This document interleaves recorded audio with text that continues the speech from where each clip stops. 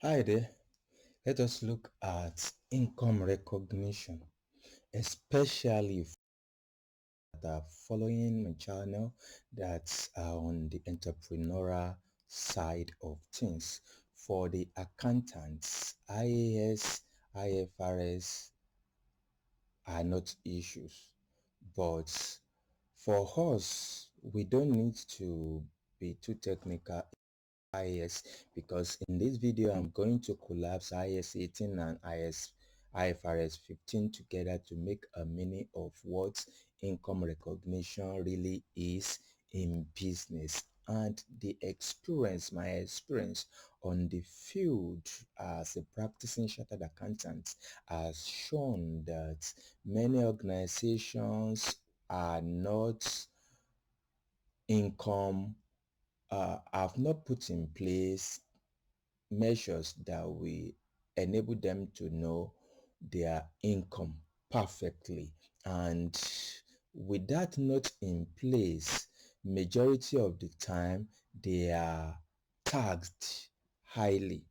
They are taxed highly, especially a construction business, uh, businesses that are on the side of, even services that are on the side of having a deferred income and the like. What do we mean by deferred income? Let me quickly break that down. A deferred income are monies, especially now that we have everything in our bank statements. We use our bank statement as our accounts. The those incomes, those monies now that have come into our accounts, but ordinarily, maybe by reason of contracts, we are yet to service the organization. We are yet to deliver the goods or make the construction and deliver it on site. Those monies that we've been paid for are not really our own, and they are not income, and we need to actually watch it in recognizing them as income, because you will recognize what is not our income as income in the accounts. One of the big disadvantages is that we are going to be highly taxed because our value added tax will be on it. If care is not taken, it's going to affect our bottom line, and the company tax equally will be higher than ordinarily it should have been. Also, on the other side, we could have over declared our revenue too, and when the relevant organization, relevant tax agencies are looking at our books and they observe it, it may be that they perceive us to not to want to pay our tax fully. I don't want to be going into the accounting jargons of tax evasion, tax avoidance. And when they perceive us like that, we may not be in their good books, and it's going to affect our relationship with our tax station. And you know what? It's good to have a good relationship with tax station. We don't need to be their friend and the like, but nevertheless, they are not people that we can do away with. So it's good to maintain good relationship and that they perceive our organization correctly. Having said that, what is now our income? Having let you know that our income are not those cash flows that we have in our bank statement as receipts, unless the our customer, our client has fully paid. And even when they fully paid, our bank statements are not the basis of determining our income. So before we know what should be our basis of determination of our income, let's quickly know what income really is, especially by IAS and IFRS. I'm going to collapse them together to make meaning of what we need to know in this video. So these items, these basis of regulation, let us know that when our income and when to recognize and measure our revenue correctly. So revenue is the gross inflow of economic benefits during the period arising from the course of ordinary activity of an entity, your organization now, when those inflows result in increase in equity. I'm going to break it down. Let's look at gross inflow. That is the total amount that ordinarily you should receive. Let's say, for example, you are selling a product, any product for that matter, and you say this, let's say 100,000 is going to be the price you've charged for it. If that good rather will be delivered at once, then that 100,000 in whatsoever currency now is your revenue. But if you are going to deliver that goods, let's say in two parts, and those two parts we will be within, let's say for example, 2 accounting year. Let's say for example now your accounting year is December.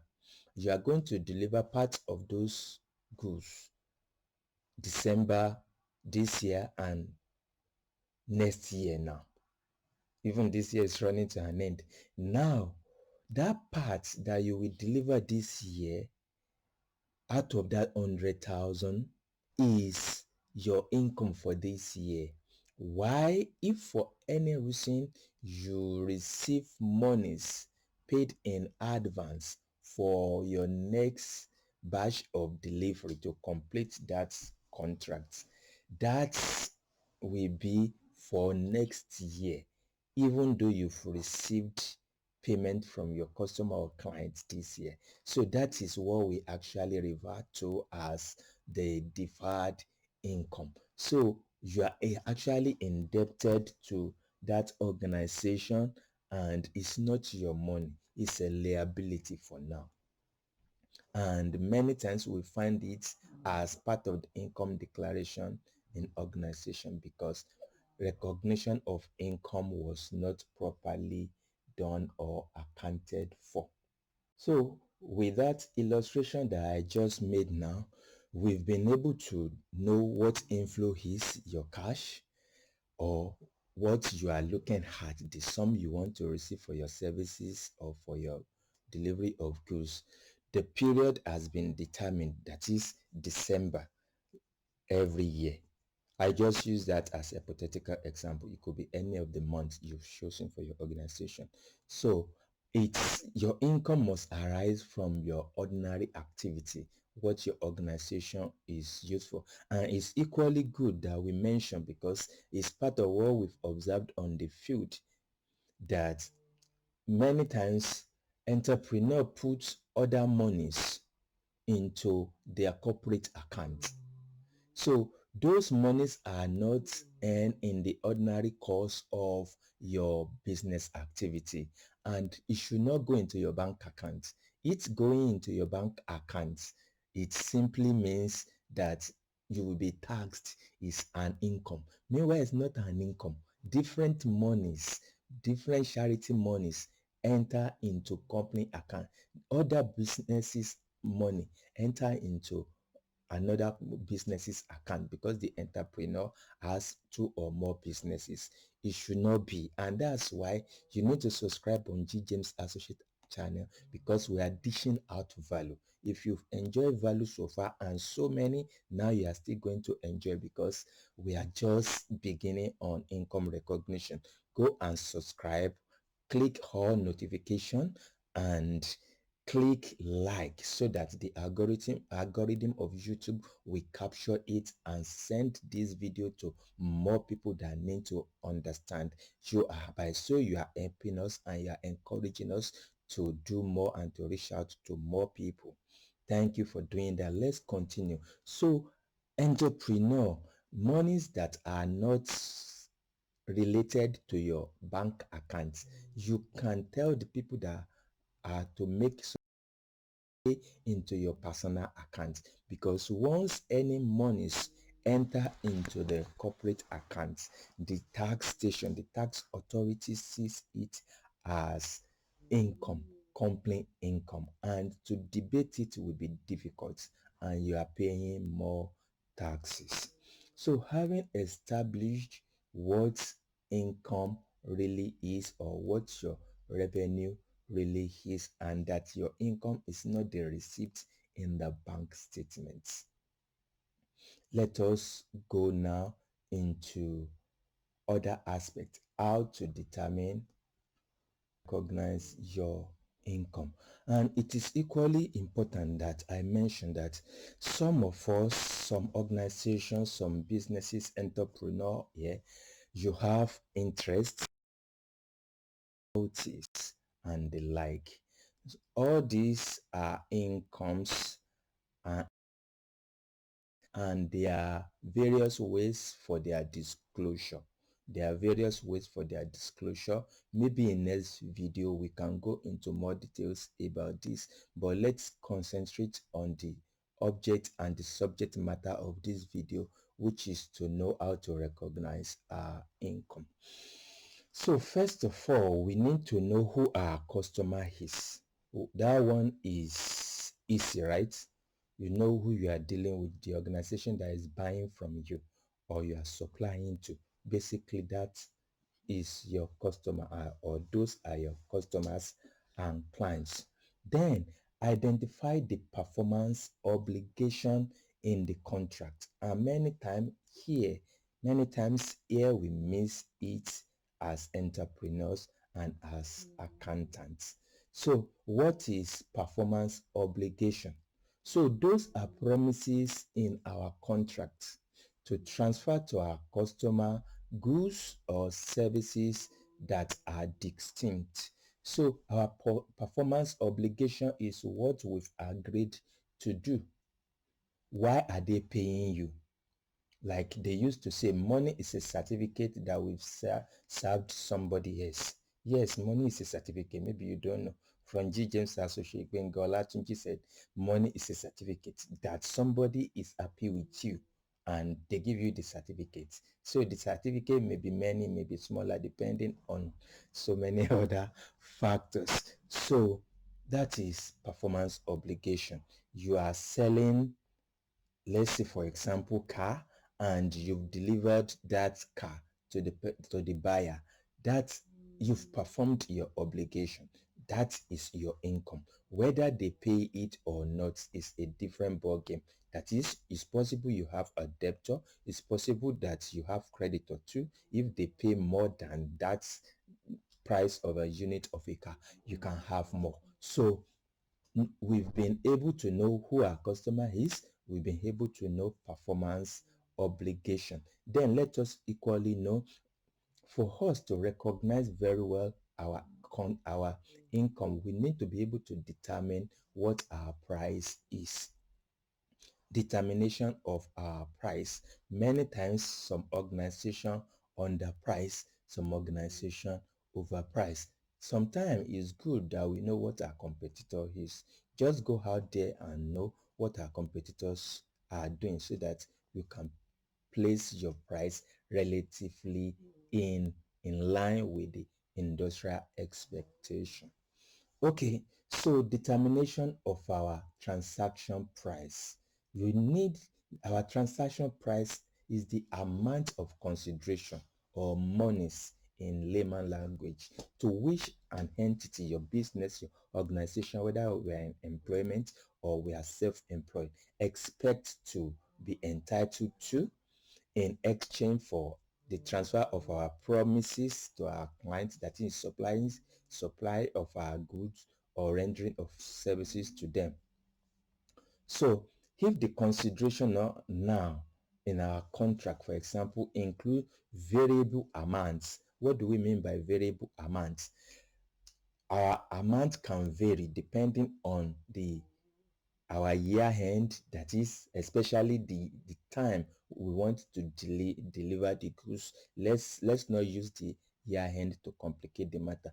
The time we want to deliver the goods or render the service, it has a long way to determine what income to recognize in our account. So an entity must estimate the amount of consideration to which it expects to be entitled to in exchange for the transference of our promise. When we talk about promise, we talk about our products, we talk about the rendering of our services. So having established what our consideration promise is, we need to allocate the price to each performance obligation.